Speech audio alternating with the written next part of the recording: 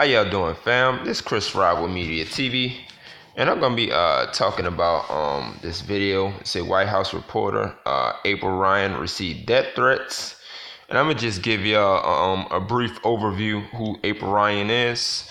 April Ryan, April Daniela Ryan is an American journalist and author since 1997. She has served as a White House correspondent and is the Washington, D.C. Bureau Chief of American Urban Radio Networks. And in 2017, she joined CNN as a political analyst. So I just want to give y'all that brief overview, and we're gonna play this video and let y'all see what's going on here. Say to review year one as we look ahead to year two, what would you say has been the success or the failure of the White House press corps? Well, the success of the White House press corps is that we continue to do our job, and we're going to continue to do our job. We have the White House Correspondents Association that represents us, but, there has been a war on the press by the White House, led by this president. And you said a very big word that really resonates, and it really touched me, hit me, when you said it's poisonous, because it is. Because, I've talked to other reporters, we've gotten death threats. Being on the road, sometimes some of the reporters are saying at a moment's notice the crowd could turn. And just recently, April, let me ask you, ahead, you just said death threats. You just said death threats for reporting? Yeah. Death threats, yes. For asking questions and reporting, yes. And that's for you personally? It's real. What do you do? And that's me personally, what do? You talk to your company, and your company has the FBI and the local police on speed dial. Just for asking questions. People are taking this to a whole nother degree. We've been doing this for a long time. The same questions I've asked this president, I've asked other presidents. But, Brian, the only question that I've never asked a president, and no one else has, are you racist? But still, we have a right. We are ingrained in the First Amendment, freedom of the press. There is a back and forth for a reason. We're the fourth estate, a powerful fourth estate. That's part of the accountability piece.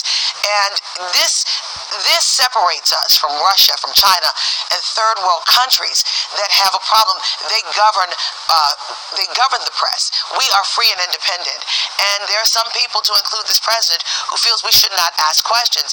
But going back to what I said, we've been under attack this year. And even when I asked that question about, Mr. President, are you a racist? I was asking a question.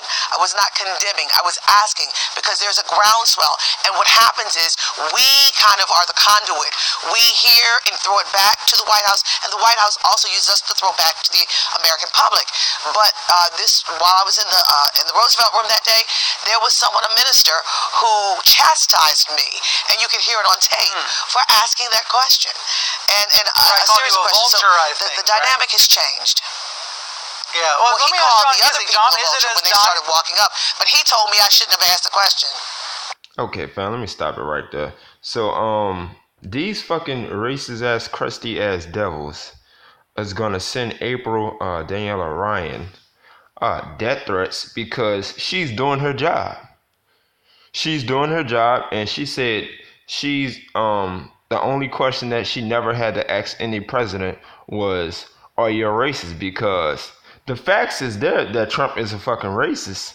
He don't like nobody but his own fucking people. And some of his people, some of the white poor trash, he don't even like. But he only like the white rich people and stuff like that. So she's doing her job, and she's asking all the questions that she's supposed to do as a CNN political analyst. And these other crusty ass white devils don't like the questions that she's asking, because they want to continue this racist ass fucking system and to try to keep everybody down and keep the black community down and everybody else except the whites. So this is what they're doing, but I'll continue the video, y'all.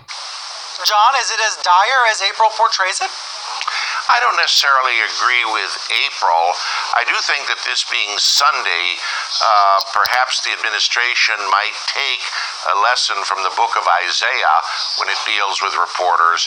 Come now, let us reason together. And I think there could be a little bit more camaraderie there and a little more conviviality and less confrontation, sometimes over little things such as the way that words are phrased. It seems right now the response of one side to the other is from the next verse of Isaiah, if ye refuse and rebel, ye shall be devoured by the sword, for the mouth of the Lord hath spoken. It seems to be very rancorous at this point, and we could do with a few more laughs, if you will, or a little bit more warmth. I know April will recall we had a lot of fun just before Thanksgiving telling what we were thankful for. Okay, y'all. Let me stop it right there. John Gizzy, White House correspondent, Newsmax. All right, now this dummy talking about some he disagree with what she been getting and stuff like that. Of course he's gonna disagree because the motherfucker is white and he don't share the same sympathy that what she's going through because she's a royal black woman and she's gonna do her job regardless of the matter of who's there and who don't like it and how they feel about it. You feel what I'm saying? But this motherfucker got the nerve to quote Isaiah and talking about, oh, let's come together and something will be devoured. You big dummy, the black community is being devoured right now because of these fucking racist ass cops are shooting us even with our hands up and not even doing nothing, you big dummy and stuff like that. But she's getting punished for doing her own fucking job. These fucking racist ass motherfuckers get on my fucking nerves. And while some didn't like the exercise, you had fun. We were laughing. Yes, I did. And you gave a very good answer you had fun. on being thankful for the First Amendment.